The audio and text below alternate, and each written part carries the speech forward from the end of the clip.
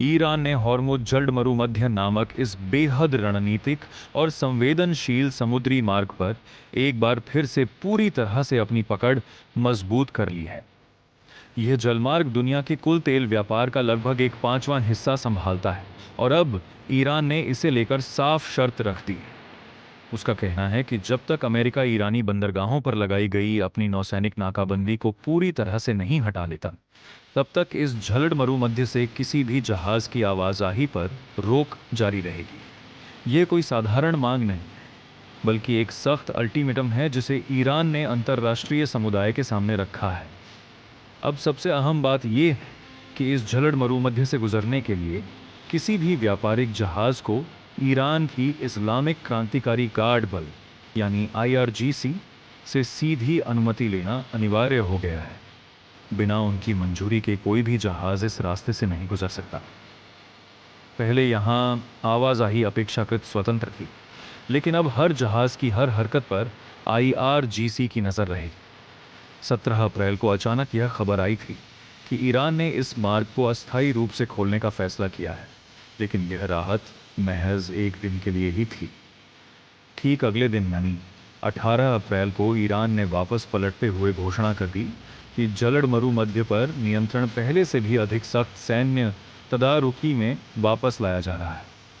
इससे साफ संकेत मिल गया कि ईरान किसी भी तरह की नरमी बरतने के मूड में नहीं। फिलहाल ईरान ने एक और नई योजना बनाई। वह इस जल मार्ग से प्रतिदिन केवल 15 जहाज़ों को ही गुजरने की अनुमति देने की सोच रहा है।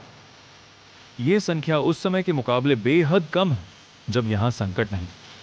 उस समय औसतन 140 जहाज रोजाना यहां से सुरक्षित आ जा रहे थे, यानी अब जहाज़ों की संख्या में लगभग 90% की कटौती की जा रही है, जो वैश्विक व्यापार के लिए एक बड़ा झटका साबित हो सकता है।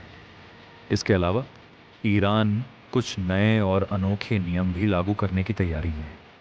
वह चाहता है कि हर गुजरने वाले जहाज का पूरा विवरण, उसके मालिक, माल और गंतव्य की जानकारी उसके पास रहे। इसके लिए वह ट्रांजिट सर्टिफिकेट जारी करने की बात कर रहा है और यहां तक कि डिजिटल मुद्रा यानी क्रिप्टो करेंसी के माध्यम से टोल वसूलने की भी योजना बना रहा है। यानी अब यहां से गुजरना न केवल मुश्किल होगा, बल्कि महंगा और निगरानी में भी होगा। इन सब के बीच एक बेहद चिंताजनक घटना भी सामने आई। ओमान के तट के पास एक ईरानी गनबोट से एक टैंकर पर गोलियां चलाई गईं।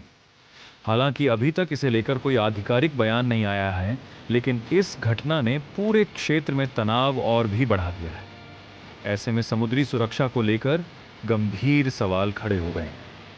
फिलहाल ईरान पाकिस्तान के सेना प्रमुख के माध्यम से अमेरिका द्वारा भेजे गए कुछ नए प्रस्तावों की समीक्षा कर रहा है, लेकिन ईरान ने एक बार फिर साफ कर दिया है कि वह तब तक किसी भी प्रस्ताव पर सहमति नहीं जताएगा जब तक अमेरिकी नौसैनिक नाकाबंदी पूरी तरह से हटा नहीं दी जाती। यानी नाकाबंदी हटाओ, तभी बात होगी। यही ईरान का आखिरी शब्द है।